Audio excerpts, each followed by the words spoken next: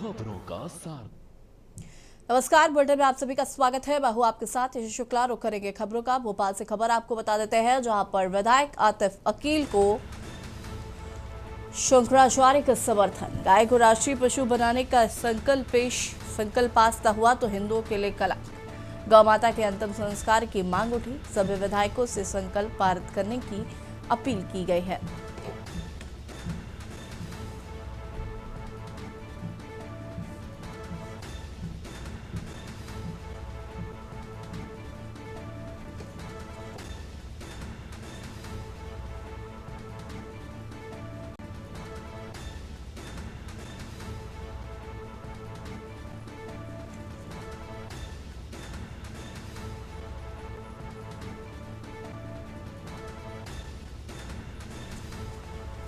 भोपाल से खबर, विधायक आतिफ अकील को शंकराचार्य का समर्थन।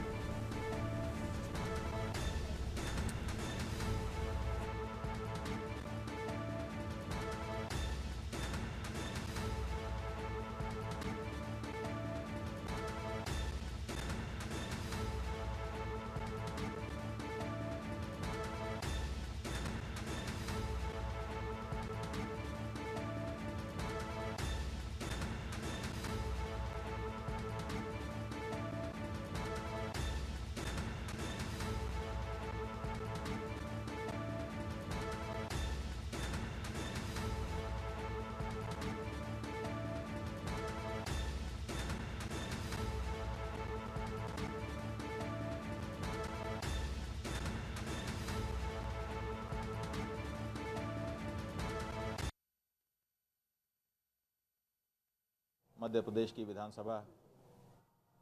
शंकराचार्य जी की मुझे दुआएं मिली, उनका आशीर्वाद मिला और निश्चिंत ही में ही चाहता था ये संकल्प पारित हुआ। अभी तो नहीं हुआ, लेकिन मैं आगे भी इसको पारित करने के लिए कोशिश। आश्चर्य होता है तब जब जिससे हम आशा करते हैं वो हमारी आशा को पूरा नहीं करता है, और जिससे हमारी आशा ही ना हो वो आगे बढ़ कर के हमारे हृदय के पास खड़ा हो जाता है। ऐसा ही एक दृश्य भोपाल से खबर, जहां पर विधायक आतिफ अकील को मिला शंकराचार्य का आशीर्वाद। गाय को राष्ट्रीय पशु बनाने का संकल्प और मजबूती से उठाएंगे।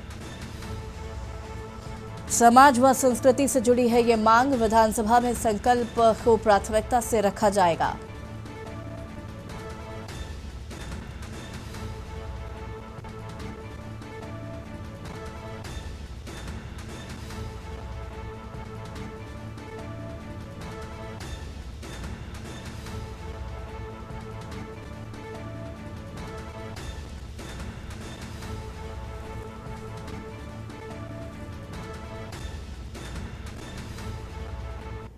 शंकराचार्य जी की मुझे दुआएं मिली, उनका आशीर्वाद मिला और निश्चिंत ही में ही चाहता था ये संकल्प पारित हुआ। अभी तो नहीं हुआ, लेकिन मैं आगे भी इसको पारित करने के लिए कोशिश करता रहूँगा और लगा दूंगा। रायपुर से खबर, जहां पर रमजान में मुस्लिम कर्मचारियों को बड़ी राहत। छत्तीसगढ़ सरकार ने दी 1 घंटा पहले छुट्टी की अनुमति। पवित्र महीनों को देखते हुए लिया गया है संवेदनशील फैसला। वक्फ बोर्ड अध्यक्ष डॉक्टर सलीम राज ने फैसले का स्वागत किया।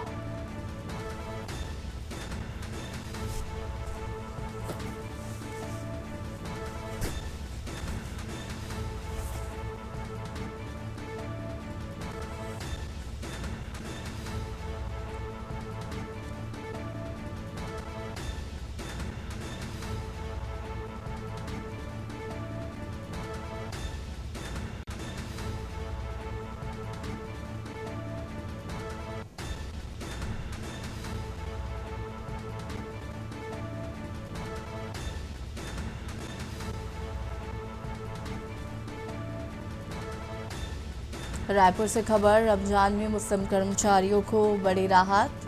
छत्तीसगढ़ सरकार ने दी 1 घंटा पहले छुट्टी की अनुमति।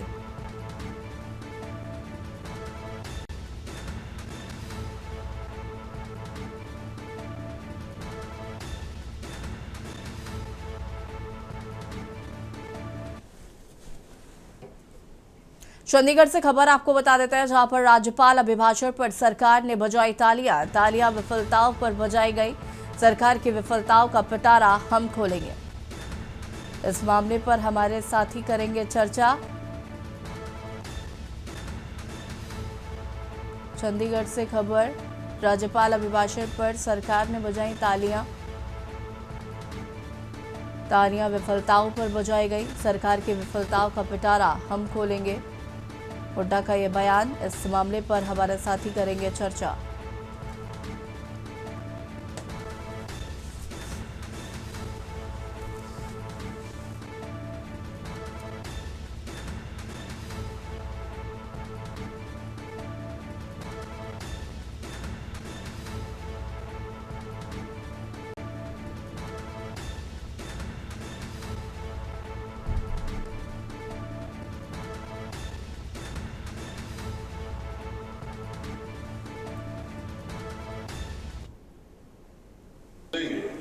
इनकी विफलताओं का पिटारा खोलेंगे तो पता लग जाएगा।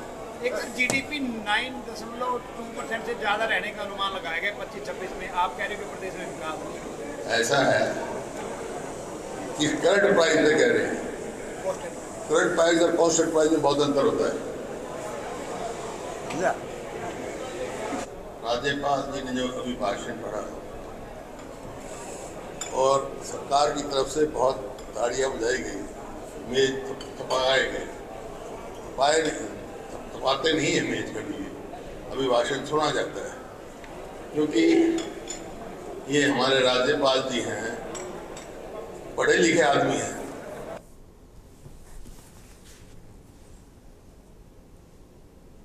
बांदा से खबर, जहां पर बच्चों के यौन शोषण मामले में आज बड़े फैसले की घड़ी। बता दें कि 45 देशों में वीडियो भेजने वाले दरिंदर जई और उसकी पत्नी को हो सकती है फांसी। एक ही कोर्ट से 6 महीने में हो सकती है तीसरी फांसी।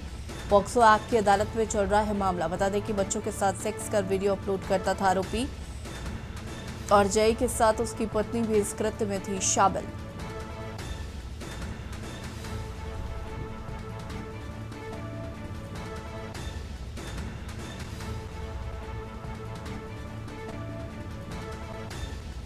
पॉक्सो एक्ट की अदालत में चल रहा है मामला। बच्चों के साथ सेक्स कर वीडियो अपलोड करता था आरोपी, और उसके साथ उसकी पत्नी भी इस कृत्य में थी शामिल।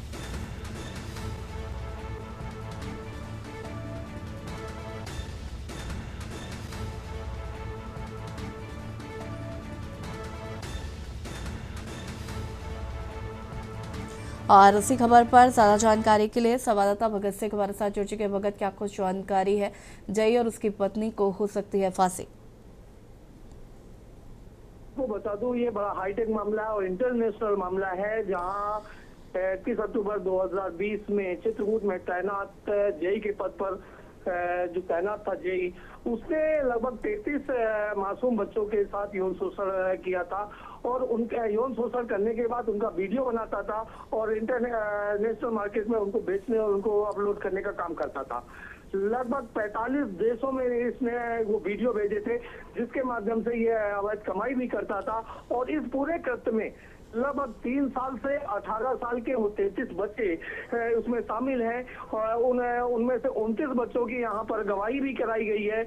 और मैं आपको बता दूं कि एक हाईटेक मामला है, और जहाँ सीबीआई ने इसको देख रही थी, और सीबीआई ने इसमें पूरा अभियोजन में यहाँ से दिल्ली से टीम आती थी, और आज यहाँ पर सीबीआई के अधिकारी, सीबीआई के वकील यहाँ पर मौके पर मौजूद है। और हालांकि फैसला सुरक्षित कर लिया गया है, और लगभग कुछ ही देर में ये बड़ा फैसला यहाँ से आ सकता है, और जैसा कि उम्मीद की जा रही है कि इस पर आरोपी को फांसी की सजा होगी।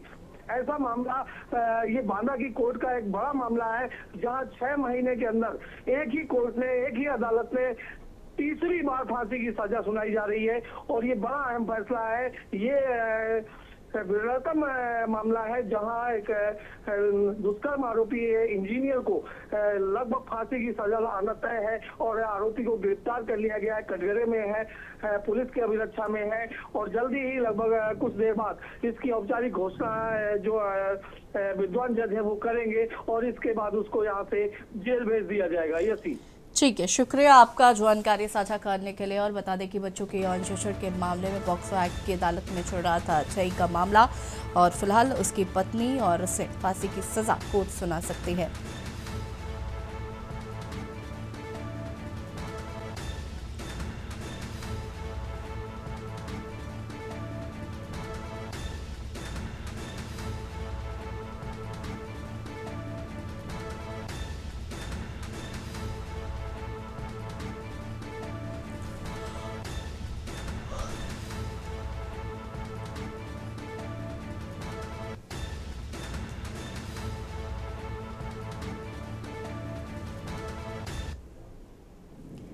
कानपुर से खबर, जहां पर छात्रों को बेकाबू ई रिक्शा ने मारी टक्कर। बता दें कि बोर्ड परीक्षा देकर लौट रहे थे छात्र। हादसे में 10वीं छात्र समेत 3 लोग घायल बताए जा रहे हैं। राहगीरों ने घायलों को पहुंचाया CSC घाटमपुर। हालत नाजुक देखकर डॉक्टरों ने किया जिला अस्पताल रेफर।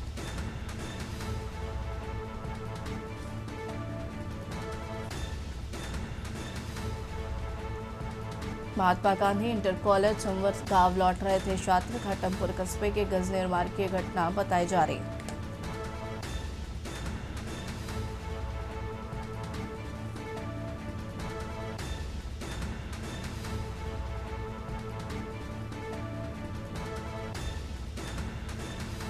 घाटमपुर कस्बे के गजनेर मार्ग की घटना बताई जा रही है। कानपुर से खबर, छात्रों को बेकाबू ई रिक्शा ने मारी टक्कर।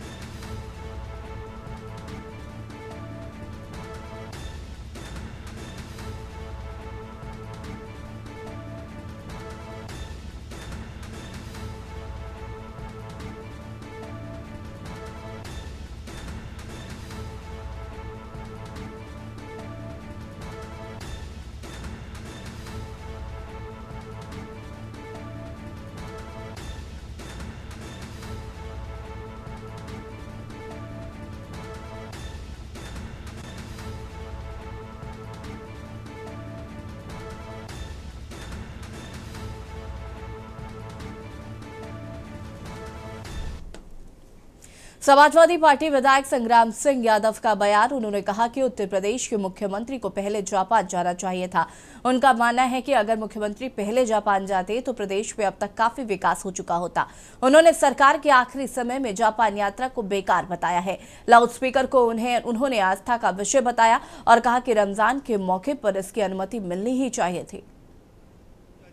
के विधायक संग्राम जी इस वक्त हमारे साथ मौजूद हैं। आइए हम उनसे जानते हैं, जिस प्रकार से मुख्यमंत्री का दौरा जापान का है, क्या कहना चाहिए? पहले जाना चाहिए था, अब जाके क्या करेंगे? अब तो उनकी चली चला का बेला है।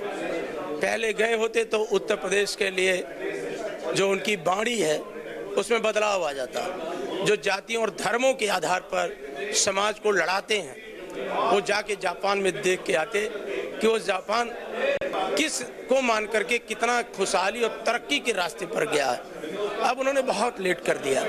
जी बिल्कुल, अगर देखा जाए जिस प्रकार से लाउड स्पीकर को लेकर परमिशन मांगी गई लेकिन परमिशन मना कर दी गई। इस देश का संविधान सबको अपने अपने तरीके से पूजा पद्धति तो उपासना की आज़ादी देता है। हमें पूरा यकीन है माननीय सुप्रीम कोर्ट ने जो बातें कहा अभी हमें संज्ञान में नहीं है, वो देखा जाएगा और सुप्रीम कोर्ट के बातों को मानने के लिए सब बाध्यकारी हैं। अगर कोई दिक्कत होगी तो हम सब उस पर विचार करेंगे।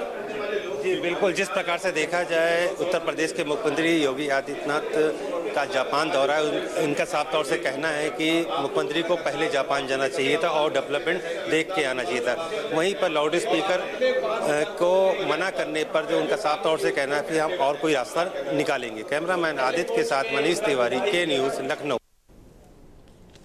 उत्तर प्रदेश की सियासत में इन दिनों गोसाईगंज से सपा विधायक अभय सिंह के बदले सुर और मुख्यमंत्री योगी आदित्यनाथ के प्रति उनकी प्रशंसा चर्चा का विषय बनी हुई है। अभय सिंह ने न केवल मुख्यमंत्री के आगामी जापान दौरे का स्वागत किया है, बल्कि ब्राह्मण समाज के सम्मान और विपक्ष के दोहरे चरित्र पर भी तीखा हमला बोला।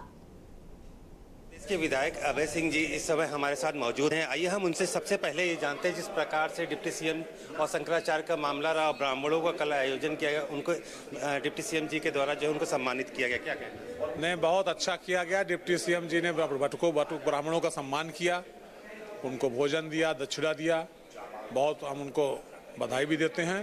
और अगर बटुक ब्राह्मणों का सम्मान हम नहीं करेंगे तो मक्का मदीना नहीं होगा। बिल्कुल ठीक किया, उन्हें सम्मान करना चाहिए। जिस प्रकार से अगर देखा जाए विपक्षी दल लगातार ये कह रहे हैं कि पश्चाताप जो है दोनों डिप्टी सीएम को ना करके जो है उत्तर प्रदेश के मुख्यमंत्री को करना चाहिए शंकराचार्य मामले। देखिए, विपक्षी दलों का तो काम है आवाओं साव बोलना। किस बात का पश्चाताप बात कर रहे हैं? समाजवादी पार्टी की सरकार में ही जिस पश्चाताप बात कर रहे हैं उनके साथ कितना अत्याचार इन लोगों ने बनारस में किया था, लाठियों से पीटा था। पीटा था नहीं पीटा था, भूल गए वो लोग। ये फालतू बातें हैं। जी, जिस प्रकार से उत्तर प्रदेश के मुख्यमंत्री जापान जा रहे हैं निवेश लाने को लेकर के, वहाँ का डेवलपमेंट, उसी के आधार पर उत्तर प्रदेश का डेवलपमेंट, क्या कहना है इसकी? बिल्कुल, हम माननीय मुख्यमंत्री जी को बहुत बधाई देना चाहते हैं कि वो जापान जा रहे हैं प्रदेश को आगे बढ़ाने के लिए, निवेश ले आने के लिए, प्रदेश के लोगों को नई राह दिखाने के लिए। इससे हम लोगों को लाभ मिलेगा।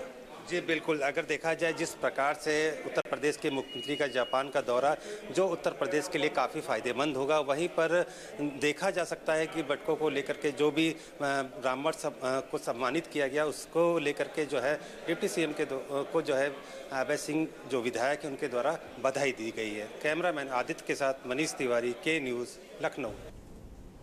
भाजपा विधायक राजेश्वर सिंह का बयान। राजेश्वर सिंह ने कहा कि मुख्यमंत्री योगी आदित्यनाथ जापान दौरे पर जाकर वहां के विकास मॉडल को समझेंगे। उन्होंने बताया कि जापान किस प्रकार से विकास कर रहा है और उसी आधार पर उत्तर प्रदेश में भी विकास किया जाएगा। लाउडस्पीकर के इस्तेमाल का समय सुप्रीम कोर्ट ने तय कर रखा है। रमजान के मौके पर ऐसी कोई परमिशन नहीं मांगनी चाहिए और न ही मिलनी चाहिए।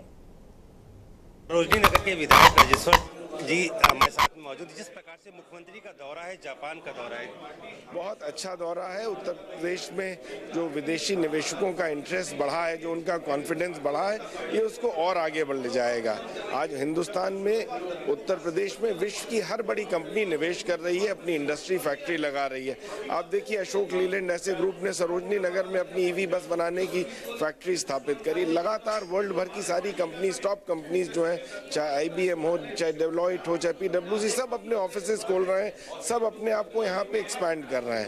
तो मुख्यमंत्री जी के जाने से एक कॉन्फिडेंस बिल्डिंग मेजर्स होंगे और निवेश और बढ़ेगा। जिस प्रकार से अगर लाउड स्पीकर को लेकर कहा जाए, परमिशन मांग रहे थे कि रमजान के मौके पे जो है लाउड स्पीकर चालू कर देने चाहिए, लेकिन मना कर दिया गया। मांगना ही नहीं चाहिए। देखिए इस पे सुप्रीम कोर्ट की क्लियर कट गाइडलाइंस है, उनको फॉलो करना चाहिए। और आस्था, मेरा मानना है, बहुत ही निजी सब्जेक्ट है, इसमें लाउड स्पीकर वगैरह की मुझे नहीं लगता कोई आवश्यकता है।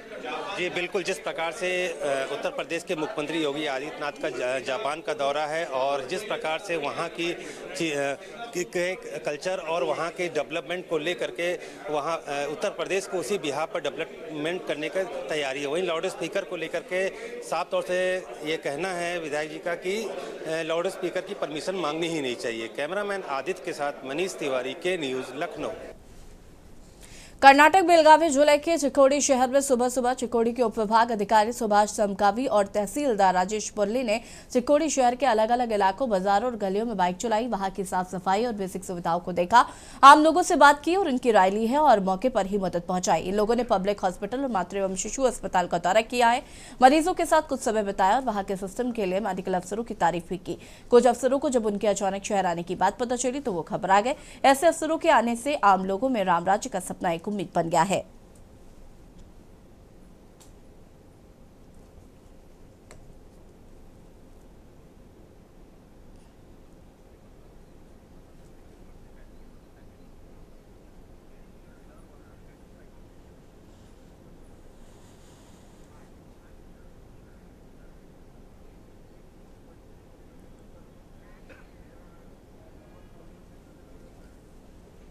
मध्य प्रदेश विधानसभा के बजट सत्र के दौरान सत्ता पक्ष और विपक्ष के बीच जुबानी जंग तेज हो गई। कैबिनेट मंत्री कैलाश विजयवर्गीय द्वारा विपक्ष के लिए इस्तेमाल किए गए औकात शब्द और उनके शारीरिक हाव भाव पर उपनेता प्रतिपक्ष हेमंत कटारे ने कड़ा ऐतराज किया। कटारे ने विजयवर्गीय की भाषा शैली को निंदनीय बताते हुए उन्हें गरिमा बनाए रखने की सलाह दी है। हेमंत कटारे ने मीडिया से बातचीत के दौरान कहा कि सदन के भीतर जिस तरह का व्यवहार कैलाश विजयवर्गीय ने किया है वो किसी जिम्मेदार मंत्री को शोभा नहीं देता। कटारे ने कहा कि उनके जो हाथ उठाने के एक्शन थे वो विधानसभा के नहीं बल्कि किसी गली या अखाड़े के लग रहे थे। गाय को, गोवंश को राष्ट्रीय पशु, पालतू पशु भाषा का उपयोग करने लगे सदन में, उस दिन सदन की गरिमा निश्चित रूप से विचारणीय है कि भंग होती है या नहीं होती, ये वो स्वयं विचार करें। और मुझे लगता है उन्हें आभास हुआ है, क्योंकि बाद में उन्होंने उसकी प्रतिक्रिया दी, उन्होंने खुद दुख व्यक्त किया, लेकिन क्या वास्तविकता में उसको लेके दुखी है? खेद तो व्यक्त किया नहीं, शब्द तो वापस उन्होंने लिए नहीं। लेकिन मैं इसमें बड़ा दिल करके मुख्यमंत्री जी ने जो क्षमा मांगी हाउस के अंदर, उनको धन्यवाद देता हूं, क्योंकि उन्होंने एक स्वच्छ परंपरा स्थापित करी।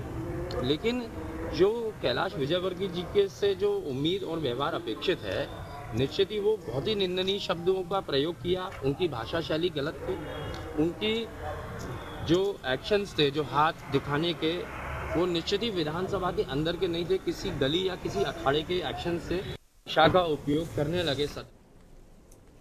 मध्य प्रदेश में गाय को राष्ट्रीय पशु घोषित करने की मांग ने एक नया मोड़ ले लिया है। कांग्रेस विधायक आतिफ अकील द्वारा इस मांग का समर्थन किए जाने और उसके बाद शुक्राचार्य अभिमुक्तेश्वरानंद के हाय बयान पर भाजपा के वरिष्ठ विधायक उमाकांत शर्मा ने कड़ी प्रतिक्रिया दी है। उन्होंने कांग्रेस की नीयत पर सवाल उठाते हुए इसे केवल जुबानी जमा खर्च करार दिया है। हाल ही में शंकराचार्य अभिमुक्तेश्वरानंद ने कांग्रेस विधायक आतिफ अकील द्वारा गाय को राष्ट्रीय पशु बनाने की मांग का समर्थन करते हुए बयान जारी किया था। उन्होंने इस पहल का स्वागत किया जिससे कांग्रेस को इस मुद्दे पर नैतिक बढ़त मिलती दिख रही थी। भाजपा विधायक उमाकांत शर्मा ने कांग्रेस की इस मांग को ढोंग बताते हुए सीधे गांधी परिवार और कांग्रेस आलाकमान पर निशाना साधा। मैं स्वयं गाय को गोवंश को राष्ट्रीय पालतू पशु घोषित किया जाए इसका मुद्दा उठा चुका हूँ। माननीय प्रधानमंत्री जी को चिट्ठी लिख चुका हूँ और इनने तो केवल प्रसिद्धि के लिए कहा है। गाय जो है गौवंश के विषय में निर्णय, पालतू पशुओं के विषय में निर्णय राज्य सरकार लेती है। जब ये अगर गाय को वास्तव में राष्ट्रीय पालतू पशु घोषित करवाना चाहते हैं तो कांग्रेस के संसदीय दल से ये प्रस्ताव लोकसभा में उठवाएं और राज्यों से जहां जहां इनकी कांग्रेस शासित प्रदेश है वहां से सहमति दिलवाएं। केवल गाल न बजाएं, दिखावा न करें। और मध्य प्रदेश विधानसभा में कैबिनेट मंत्री कैलाश विजयवर्गीय द्वारा इस्तेमाल किए गए औकात शब्द का घमासान थमने का नाम नहीं ले रहा है। नेता प्रतिपक्ष अमन सिंघार ने इस बयान का लोकतंत्र का अपमान बताते हुए सरकार के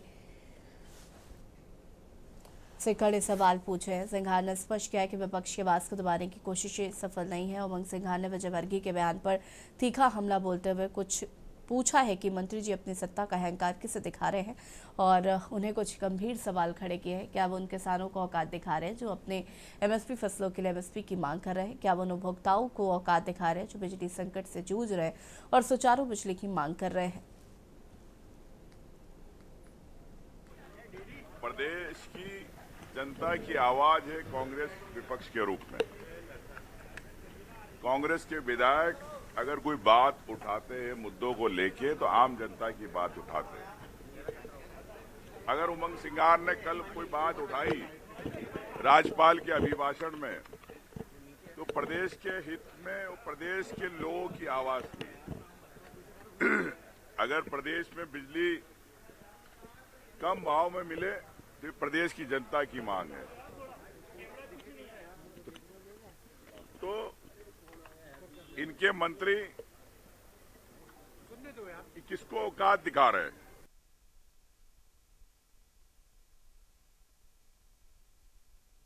मंत्री करण सिंह वर्मा ने राज्य के विभिन्न जिलों में ओलावृष्टि और बेमौसम बारिश से फसलों के हुए नुकसान पर किसानों को आश्वस्त किया है। उन्होंने कहा है कि जिन किसानों की फसलें खराब हुई हैं उन्हें सरकार की ओर से उचित मुआवजा दिया जाएगा। राजस्व मंत्री ने बताया कि प्रभावित क्षेत्रों में जल्द ही सर्वे कार्य शुरू कराया जाएगा ताकि वास्तविक नुकसान का आकलन कर समय पर राहत राशि वितरित की जा सके। मंत्री वर्मा ने कहा कि राज्य सरकार किसानों के साथ खड़ी है और किसी भी किसान को चिंता करने की जरूरत नहीं है। में बात उठी थी मेरे खड़े होने के पहले संसदीय मंत्री विजयवर्गीय जी ने कहा है, कल ही मुख्यमंत्री जी ने सारे कलेक्टरों को निर्देश दे दिए ज्यादा पानी से या ओले से नुकसान हुआ तो उसकी भरपाई। डॉक्टर मोहन यादव की सरकार है, इसके पहले सोयाबीन में भी कुछ हुए थे, 2000 करोड़ रुपए राहत राशि दिए थे। सर क्या निर्देश क्या दिए हैं कलेक्टर? पूरी तहसीलदार पटवारी खेतों पे जाए और जानकारी ले कि कहाँ ओले पड़े हैं, कहाँ कैसी क्या स्थिति। चंडीगढ़ में राज्यपाल के अभिभाषण पर सियासी बयानबाजी तेज हो गई है। कांग्रेस विधायक आदित्य सरजवाला ने कहा कि अभिभाषण में कुछ भी नया नहीं था और सरकार ने कोई विजन पेश नहीं किया। उन्होंने आरोप लगाया कि सरकार ने किसान, गरीब और उद्योग जगत के लिए कोई ठोस घोषणा नहीं की और केवल अपनी सफलताओं पर पीठ थपथपाई है। नेता विपक्ष भूपेंद्र सिंह हुड्डा ने भी कहा कि अभिभाषण में घिसी पिटी बातें थी और सरकार ने राज्यपाल को केवल लिखा पढ़ा बना दिया है। वहीं शिक्षा मंत्री महिपाल ने विपक्ष पर भी पलटवार करते हुए कहा है कि विपक्ष ने अभिभाषण को ना तो पढ़ा, ना सुना और ना ही समझा, बल्कि 2014 से ही वही बातें कॉपी पेस्ट कर रहा है।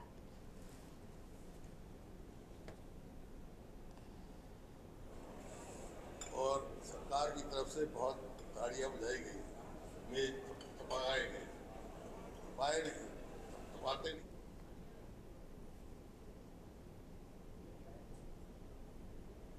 एटा जनपद के जयसर्रा एटा भट्टा के समीप ड्यूटी होमगार्ड की बाइक से टक्कर हो गई। हादसे के बाद दोनों मोटरसाइकिल क्षतिग्रस्त हो गई। होमगार्ड्स गंभीर रूप से घायल हो गए हैं। सड़क पर लहूलुहान पड़े। होमगार्ड्स को देखकर राहगीर मौके पर रुके। उन्होंने तत्काल सूचना जैथरा थाना पुलिस को दी। घायल गार्ड को जैथरा स्थित सामुदायिक स्वास्थ्य केंद्र में आया, जहां पर डॉक्टरों ने परीक्षण के दौरान मृतक के बाद मौके पर पहुंचे। पुलिस ने मृतक के शव को कब्जे में लेकर पंचनामा की प्रक्रिया पूर्ण कर पोस्टमार्टम के लिए जिला मुख्यालय भेज दी है।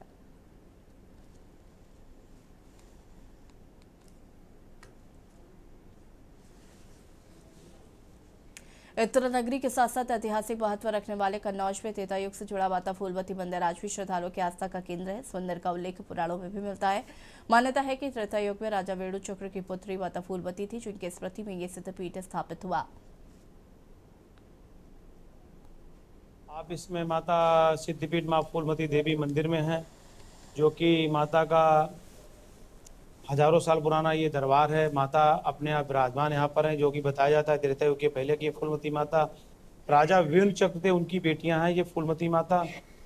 आज मंदिर में जो कि 9 जनवरी को यहाँ माता का इसका आह्वान हुआ था सभी भक्तों के द्वारा कि माता का गुम्मट बनेगा 100 फीट ऊंचे का, जो कि 12 तारीख को यहाँ पूजन होके गड्ढा खुदना शुरू हुए हैं। गुम्मट 100 फीट ऊंचा बनेगा सभी भक्तों के द्वारा। आप देख रहे हैं के न्यूज़।